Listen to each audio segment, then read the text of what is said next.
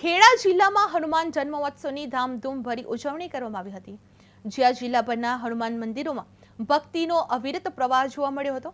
વહેલી સવારથી જ ભાવિકો જય શ્રી રામના ગાજતા નારા સાથે મંદિરોમાં ઉમટી પડ્યા હતા।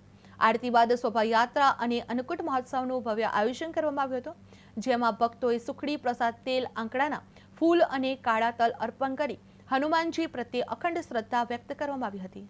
કઠલાલ ખાતે મોહર નદી કિનારે આવેલ પ્રાચીન સ્વયંભૂ હનુમાન મંદિર તેમજ ડાકોરથી નજીક નિસ ગામના મહાભારત કાળીન હનુમાન મંદિર ખાતે હજારો ભક્તો દર્શનાર્થે ઉમટી પડ્યા હતા।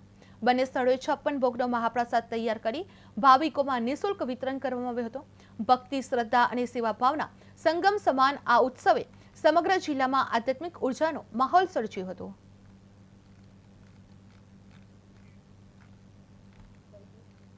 પંડ્યા કઠલાલનો રહેવાસી છું। બિપિનભાઈ, આજે હનુમાન જન્મોત્સવ છે, કઠલાલમાં કેવી ધામધૂમ, શું સવિશેષ મહત્વ અને મહાત્મય શું કહેશો? કઠલાલ જ્યાં સ્વયંભૂ હનુમાન દાદાનું મંદિર છે, આ મંદિરની અંદર અનેક વાર તહેવારે ભવ્ય પ્રસંગો ઉજવવામાં આવે છે। અહીંયાથી શોભાયાત્રા કાઢવામાં આવે છે। આ શોભાયાત્રા મુખ્ય નગરના અમુક સ્થળોએથી લઈ ગોળ ફરી હજારો શ્રદ્ધાળુઓ આની અંદર જોડાય છે। મિત્રો, આ બીજી વાત એ કહી દઉં કે આ સ્વયંભૂ હનુમાન દાદાને સુખડી અને બુંદીનો પ્રસાદ ચઢાવવામાં આવે છે, અને ખાસ કરી અને એમણે જે પનોતીને પોતાના જમણા પગે દબાયેલી છે, હવે એના માટે અહીં આગળ સિંદૂર અને સિંદૂરની અંદર કાળા મઠ એ ચડાવવામાં આવે છે। અને જે પ્રકાશ પટેલ, હનુમાન જન્મોત્સવના અધ્યક્ષના રૂપમાં મારું દાયિત્વ છે। પ્રકાશભાઈ, આજે જે હનુમાન જન્મોત્સવ ઉજવાઈ રહ્યો છે, શું સવિશેષ મહત્વ છે અને જે આ પ્રસંગ છે તેમાં કેવી પ્રવૃત્તિ થશે અને કેવા ભગવાનના આશીર્વાદ?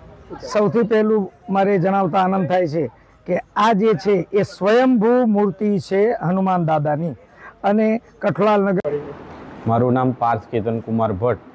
અહીંયા અમે વંશ પરંપરાગત રીતે પૂજા કરીએ છીએ। આ નિશા હનુમાનજી દાદાનું મંદિર મહાભારત કાળની જગ્યા છે। સ્વયંભૂ પ્રગટેલા હનુમાનજી છે અને દરેકની મનોકામના પૂરી કરે છે।